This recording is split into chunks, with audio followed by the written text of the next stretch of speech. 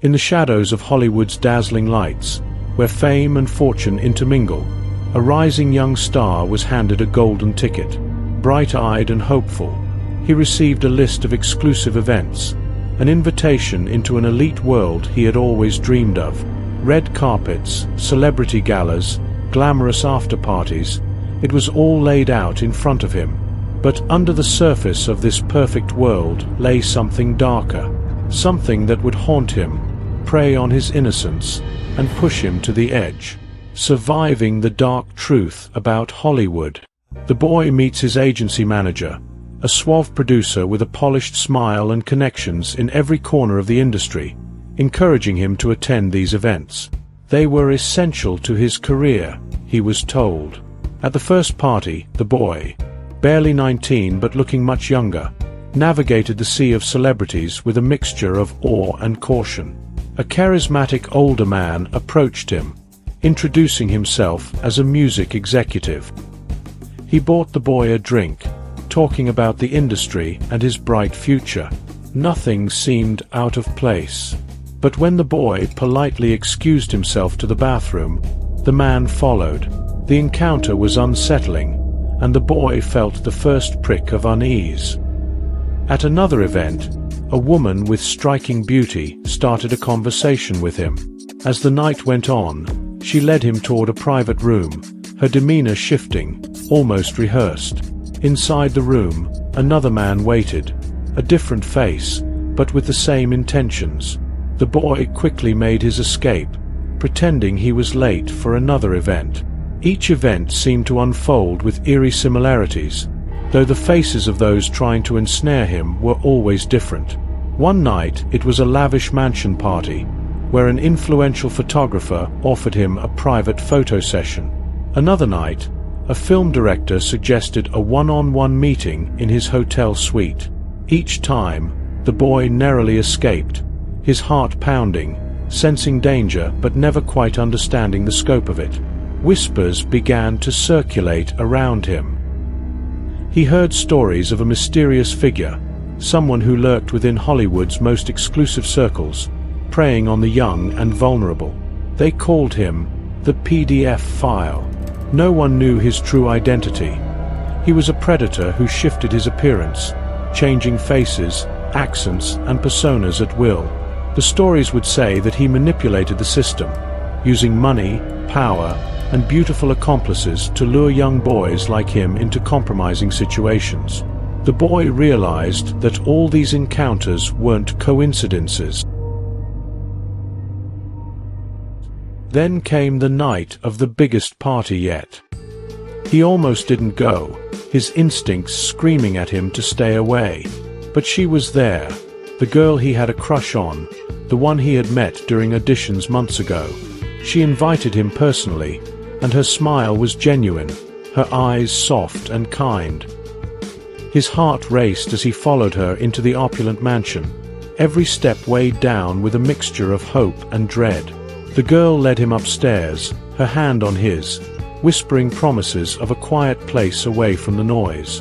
The boy stepped into the room, his heart pounding, the soft glow of the dim chandelier casting flickering shadows across the walls. His crush, the girl he trusted, stood in the corner, her face a blank canvas, avoiding his gaze. There was no warmth in her presence, no comfort, just a hollow silence that hung in the air like a weight, pressing down on his chest. The boy hears the door auto-locking behind him. Fear gripped the boy as a man stood from the dark, his eyes cold and calculating. "I've been watching you," he said softly, his voice a mixture of threat and seduction. The boy's mind raced, piecing together the terrifying puzzle. This was him, the PDF file, the man who had been stalking him. His pulse quickened, but his body froze. The man stepped closer, his smile twisted. "No one's going to believe you," he whispered, taking pleasure in the boy's horror. "But you belong to me now."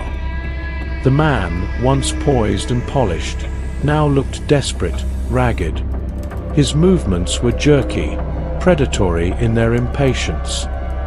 He was done playing games, done with subtlety and deception. He had tried everything to lure the boy, and now he was tired, angry. "Do you really think you can keep running from me?" the man sneered, his voice thick with contempt. He took a step closer, and in one quick movement, he lunged forward, trying to overpower him.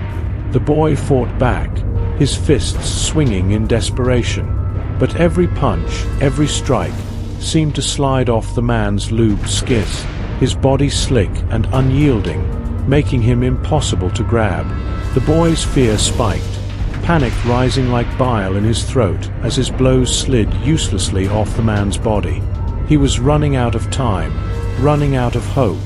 Then, in a moment of clarity, the boy aimed a precise kick.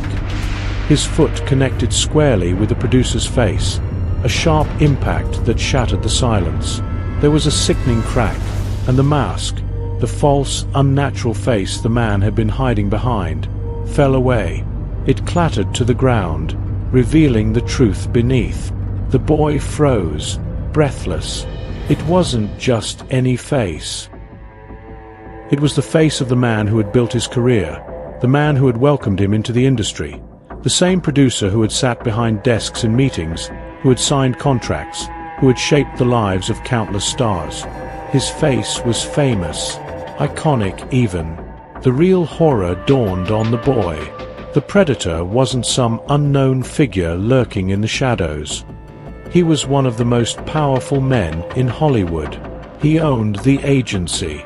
He owned everything. The producer's lips curled into a twisted smile, blood running down his face from the impact.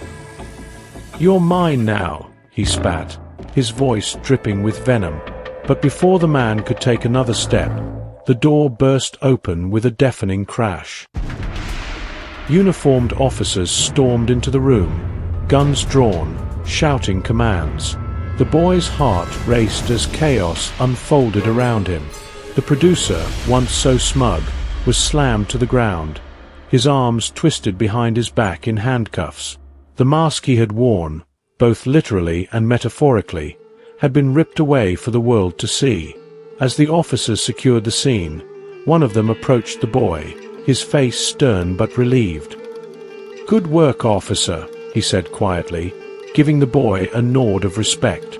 The boy, still shaking from the encounter, stood taller.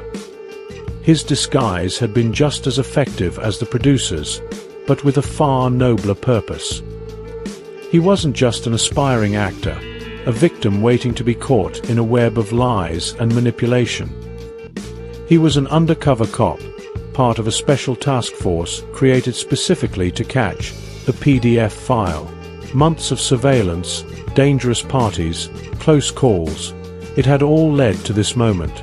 And now, the man who had terrorized the industry for years, who had preyed on the innocent under the guise of power and success, was finally exposed.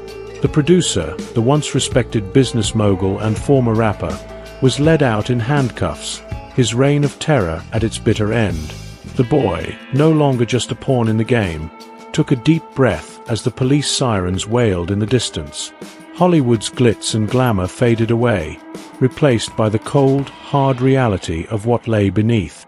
But tonight, justice had finally caught up.